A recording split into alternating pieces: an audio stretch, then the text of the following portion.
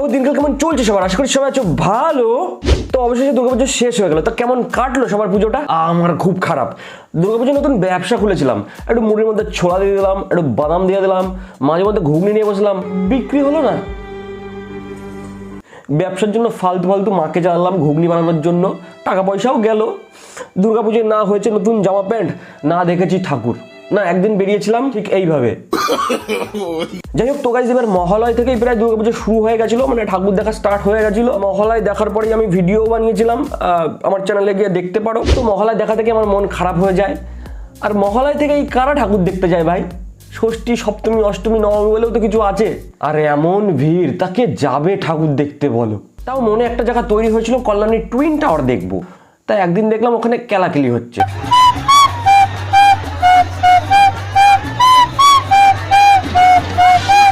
হয়ে গেল, আর সাহস হয়ে ওঠেনি আমি ঠাকুর দেখতে যাই। মানে মোটামুটিভাবে কলকাতায় গিয়ে কোনো একটা ঠাকুর যদি ওই ভিড় ঠেলে ঠেলে গিয়ে আমি দেখি, ঠাকুর দেখার পরে আমাকে হসপিটালে ভর্তি করে দিতে হবে।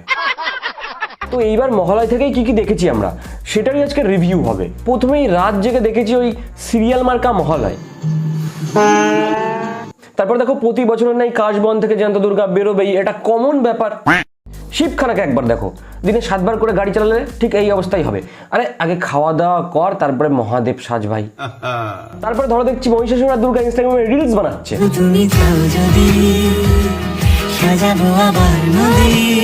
একবার ডিপলি চিন্তা করতো, এটা কি মানা যায়? এরকম আজব আজব জিনিস অনেক দেখেছি, তবে বিশেষ করে যা দেখেছি কলকাতার রাস্তায় এলিয়েন। এই এলিয়েনগুলোকে ভালো করে দেখতে হবে।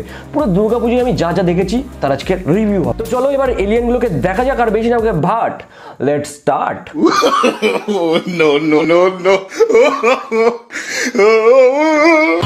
ভগবান, সবাই ঠাকুর দেখছে আর ও একা রিলসে 1 ঘন্টা ধরে বানিয়ে যাচ্ছে। এবার দুর্গাপুজোর সব থেকে বড় আকর্ষণ হচ্ছেন ইনি, গন্ধরাজ দিদি।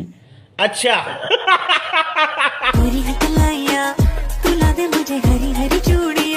পেছনের কাকিমাও হা করে দেখছে আর ভাবছে এটা আবার কি জিনিস রে বাবা। কে আপনি?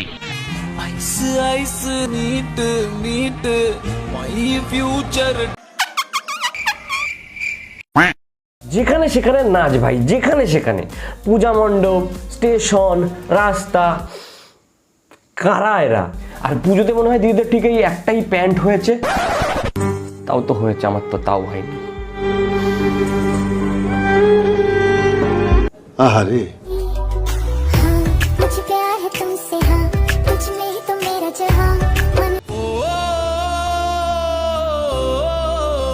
কোনো একটা পুজো মণ্ডপে গিয়ে তুমি এইভাবে নাচ করছো, আমার সামান্য সেলফি তুলতে লজ্জা লাগে। ধরো একটা গ্রুপ সেলফি তুলছি, সেখানে যদি অন্য কেউ তাকালো, থাকলো আমার সেলফি, আর এরা নাচ করছে।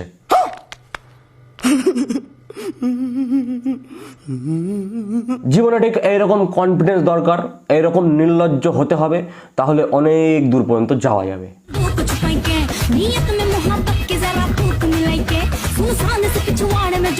পূজা মণ্ডপগুলোর উচিত ছিল এদেরকে ডেকে নিয়ে গিয়ে অ্যাওয়ার্ড দেওয়ার।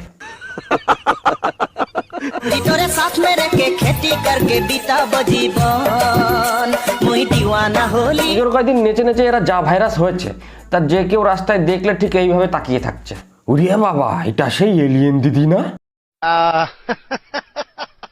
আর শুধু দিদিকে দোষ দিয়ে লাভ নেই, এইবার পুজোয় 50% লোক মনে হয় এইভাবে ইনস্টাগ্রাম রিলস বানানোর জন্য যেখানে সেখানে নেচেই বেরিয়েছে।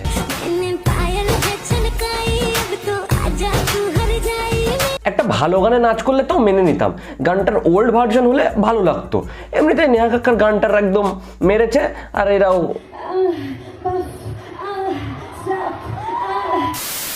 প্রাণের ঠাকুর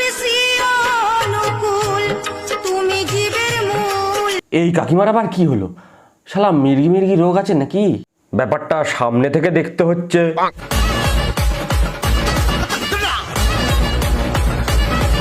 ও মা, এ তো কাকিমা না।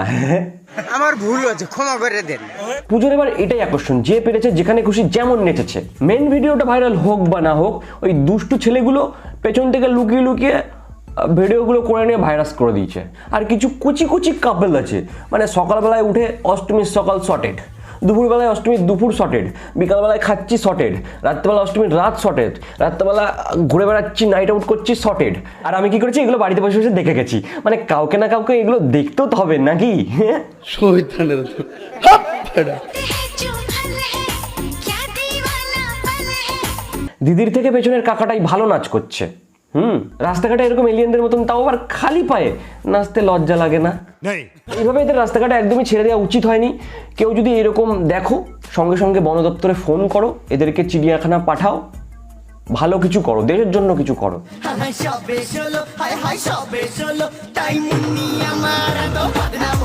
শালা সব দোষ এই টিকটকের।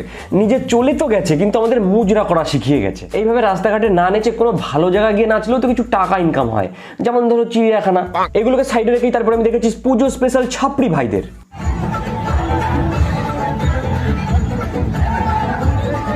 এই পুজোর সময় এইগুলো ভাই কি স্টাইল, মানে চারিদিকে কালো চুল, মাঝখানে সাদা, সবুজ, লাল, এইভাবে চুল রং বেরঙের কালার করে রাস্তায় বেরোতে লজ্জা লাগে না? কেউ ভালো বলে না, আমি বিশ্বাস কর কেউ ভালো বলে না। তোরা মনে মনে ভাবিস এই বাবা আমাদের মনে হয় খুব কুল লাগছে তার জন্য আমাদের দিকে তাকাচ্ছে, না কেউ ভালো বলে না, সবাই খিস্তি দেয় আর সবাই ছাপড়ি বলে। কথা সত্য।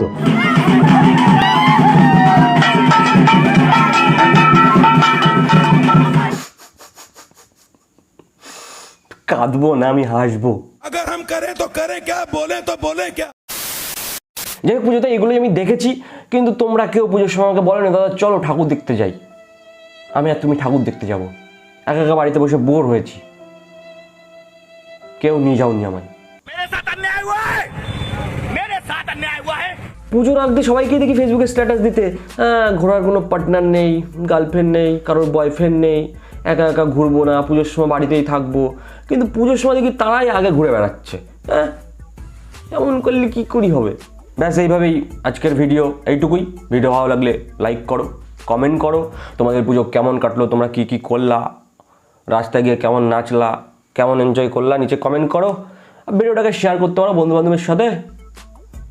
আর আমাকে ইনস্টাগ্রামে ফলো করো, আই এম পুকু, মেসেজ করো, রিপ্লাই পাবা। নতুন হলে চ্যানেলটাকে সাবস্ক্রাইব করো, পাশে দেওয়া বেল আইকন টিপে অল নোটিফিকেশন অন করে নিও, পরের ভিডিওর নোটিফিকেশন পেয়ে যাবে। আর প্রোবোর লিঙ্ক ডিসক্রিপশনে রয়েছে, ডাউনলোড করো আর পেয়ে যাও 25 টাকা ওয়েলকাম বোনাস। তো আজকের জন্য টাটা।